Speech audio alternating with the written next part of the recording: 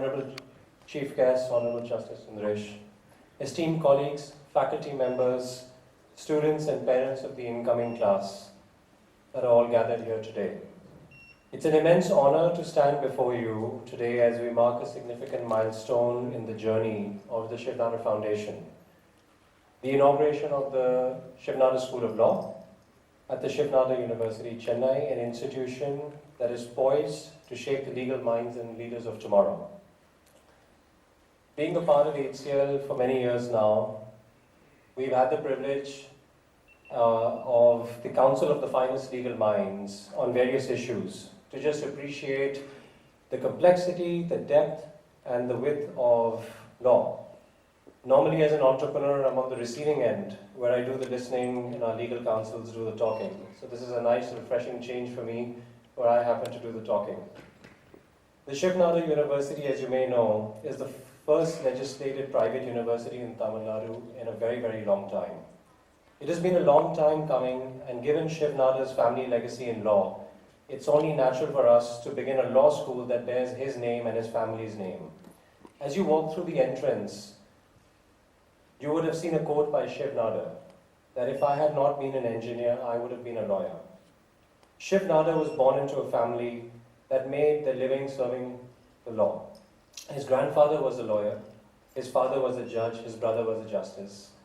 As an entrepreneur, he carried this distinct advantage into the building of HCL, where his grasp of law and his instinct for business combined both served him very faithfully for over half a century. This stunning campus of 220 acres is not just a representation of a brilliant engineering college, an SSN institution, and a young dynamic university in Shiv Nadar University, but it also represents a larger umbrella of the Shiv Nadar Foundation, of which now you all belong. Founded over 30 years ago, the Shiv Nadar Foundation has provided more than $1.5 billion in US currency since the foundation began, almost 30 years ago. Good evening to you all. As you have just heard, Mr. Shikhar said that Mr. Nadar had stated once that if he would not have joined engineering, possibly he would have been a lawyer. We the engineers, we stretch a bit and we say that if he would not have joined engineering, possibly he would not have HCL Tech today. So now that we have the HCL Tech as well as Shiv Nadar's law school as well. So in fact, we are really happy because it's a dream of Mr. Nadar that the educational institution of Shiv Nadar Foundation should offer a quality law program. And to fulfill his dream, I think the members of the Shiv Nadar University Chennai has taken a step forward to start the Shiv Nadar School of Law. I really thank you all to be here, to be a part of this occasion. Just to give you a bit about the university, Shiv Nadar Foundation has 3 institutes of higher learning. Shiv Nadar University, which has been recognized as the Institute of Eminence by the Government of India, is located at Noida. The School of Law is proud to continue the legacy of excellence of the Shiv Nadar Foundation. It's our aim to earn our place among the finest law schools in India. We are housed in a beautiful, lush green campus with world-class indoor and outdoor amenities. Our faculty comes from the world's finest universities. They are engaged in creating new knowledge at the frontiers of their fields, which in turn makes its way into our classrooms as well. There are 2 surprises to me today. When Srinath called me, I did not realize that I will be visiting such a wonderful place. It doesn't look like a law school, but a true place where one can learn by their experience. Second is the presence of galaxy of legal luminaries.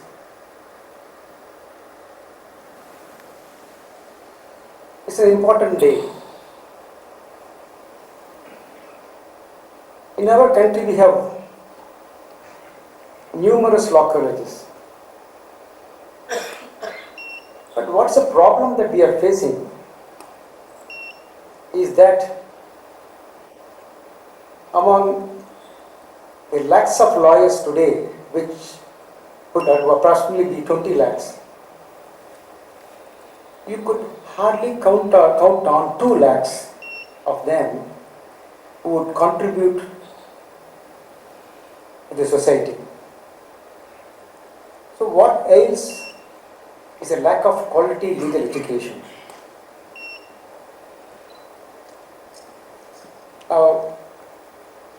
Both Shikhar and Professor Bhattacharyya were saying about medical education and engineering. Obviously there's a difference between a lawyer, engineer, doctor or chartered accountant. I must tell the students who are here that you have chosen the correct profession for more than one reason. A lawyer is a social engineer, a social doctor and social chartered accountant. You deal with the society when in comparison to any other profession. And for young students like you, coming years of exciting time. We are in a changing world, and this applies to the field of law. This is my observation.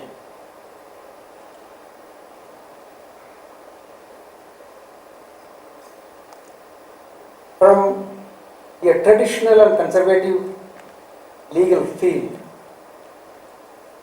we are moving to an area where it is controlled by real social issues in general and economy in particular. We have mounting cases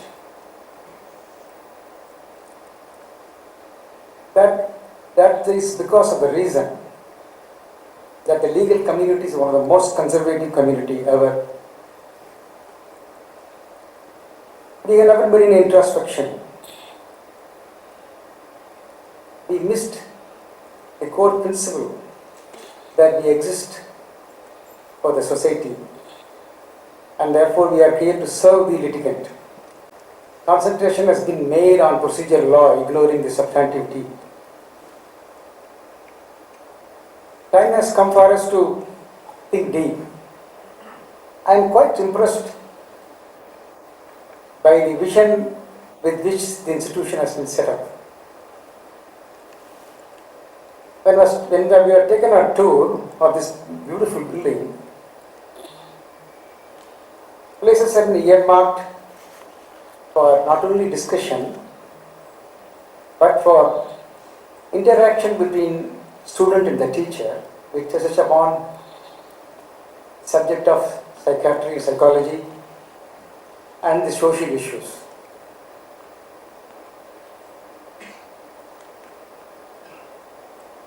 A student will have to understand the law from a sociological perspective. The change has begun.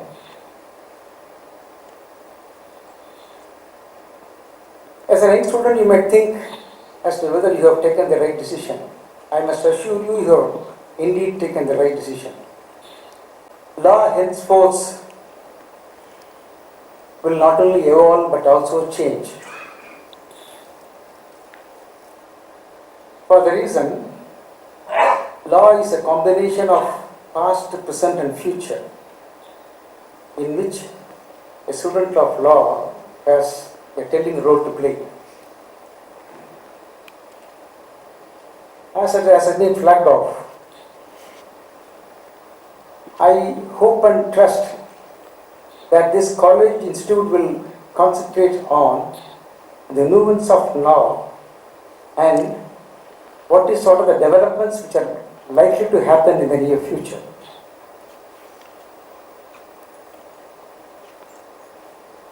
constitutional law which undergoes change from time to time, we will be seeing major thrust in the field of economy, and therefore law touching upon the commercial litigation would flourish, pushing the other litigation to the background. Laws surrounding technology would take pace, leaving the conventional ones. When society changes, so also the nature of litigation. When law changes, litigation would also follow. In the criminal field, you would have white-collar offences, crimes touching upon women, cyber crimes, online frauds. And on the civil field, we will have new contracts emerging, like blockchain contracts, done through online, making the contracts secure, use of artificial intelligence more and more, and the problems arising thereunder.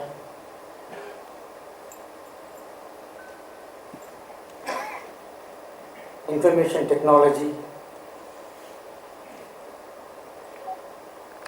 trademark acts. You will be having new thrust both in the private law and public law.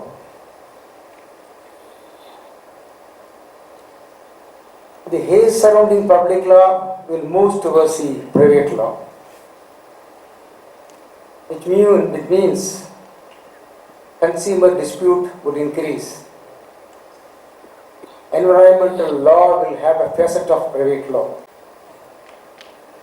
As a young student, you should be ready for the new challenges to come. I was just discussing with the Vice Chancellor and Dean. I have told them that I'll be at their service whenever they require me to address the young students.